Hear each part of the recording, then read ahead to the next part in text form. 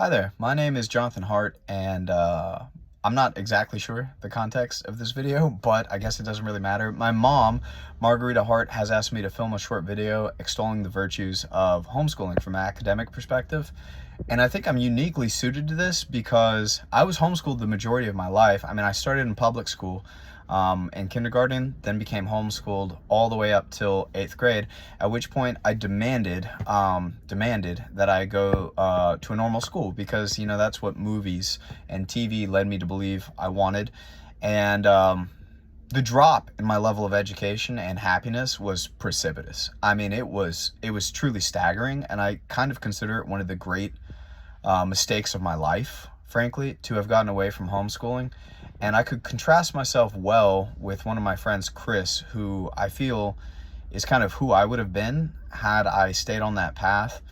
And also, I think I would love to bring up a place called Worldview Academy, and I'll say why it's so great in a second, and how I'm able to spot homeschoolers at a distance. But basically, let me start with when I entered School of the Arts, which is considered one of the top three academically schools, and that's done by standardized testing scores here in Charleston.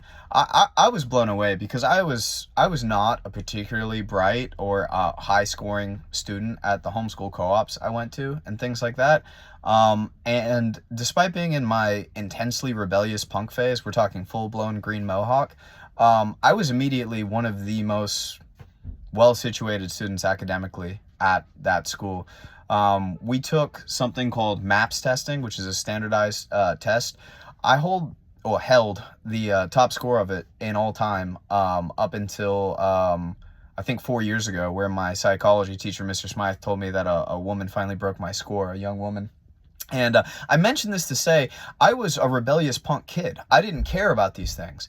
But just not being constrained by the slowest pace of my classmates around me and having an actual interest in things and not being broken from that interest by making it the slow drudgery of being chained to a desk had led me to read extensively, and my vocabulary scores just blew everybody else out of the water, to the point when we finally got to PSAT testing, my English teacher said, "Hey, you guys all failed at grammar.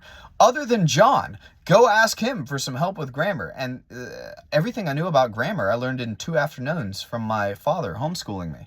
You know, it was not extensive. It was not drilled into me. And yet, because it was presented in a fun manner that I actually resonated with, these things just became a part of me. And they've served me well. Where I wish I had really taken a left when I took a right, or the reverse, is that when I went to public school, my interest got hammered out of me. And we're talking a charter school, a magnet school. You know, it got hammered out of me. It made what had been a joyful thing to pursue learning, especially, you know, I'm drawn to history in no small part because of my mother, and languages. I had been starting to actually learn languages independently and was enjoying it. It all got hammered out of me. Even the thing that I went to school for, which was violin, which I had been passionately pursuing for years, it got hammered out of me. I didn't touch violin for years afterwards. I only started learning languages again this past year. Я учусь по-русски ежедневно. Я становлюсь лучше ежедневно. I've been studying Russian recently, and I actually just went and found my own tutor. And hablo español también, so I speak Spanish, English, and Russian. And I feel that, like, that's only unusual in America because of this format that, you know, it all comes from Horace Mann. Basically what happened is Napoleon beat the crap out of Prussia with an amateur army, forced them into a treaty where they couldn't have a good standing army, and then they were forced to, you know what, I'm sorry, you probably don't want to hear any of this. My point overall is that I genuinely believe with every fiber of my being that if you want an unbroken, interested, and erudite person, you could do a lot. You could do no better than homeschooling them. At least that's my experience, and the experience of most people I know that were homeschooled all the way through. My friend Chris is a great example. At 23, I had taken 1 semester of college, thoroughly hated it, turned down a full ride scholarship based on my PSAT scores to Tusculum University, and was doing nothing with my life at all. In fact, I've been kind of clawing my way back from What a total loser I turned into during high school, frankly, for the rest of my life. Meanwhile, my friend Chris stayed homeschooled the entire way through, graduated college at 16 years old, started a masonry apprenticeship at the same time as he was in school at 11 years old because he could, because he was homeschooled. And by the time he was 20, he owned 2 houses and had his own successful masonry business. He speaks 4 languages, he travels the world.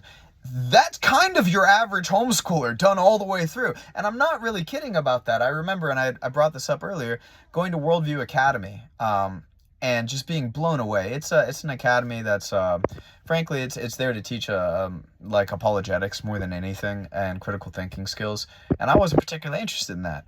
But I was blown away by the caliber of kid that I was around. Again, I was in the middle of my punk, green mohawk, rebellious phase, and yet I could just not get away from how vibrant and exciting the kids around me were, because they all spoke multiple languages and did magic and backflips and played an instrument, and we would have 24-person jam sessions. Because when you have the freedom to pursue academics from a joyful and interested perspective, you're just gonna get further. I'm sorry I ranted. I realize now that this is a 6-minute video, but it's something that I'm always happy to talk about, because I'm gonna homeschool my kids, and I tell all of my best friends too as well. And look, you need sports. That's what I was missing.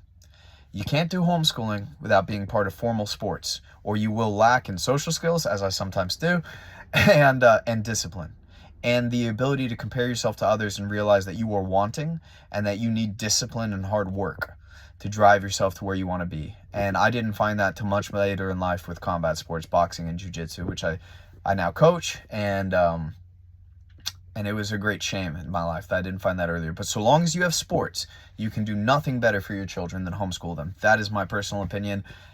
I don't know why I'm sending this, but I hope it helps with whatever you're considering.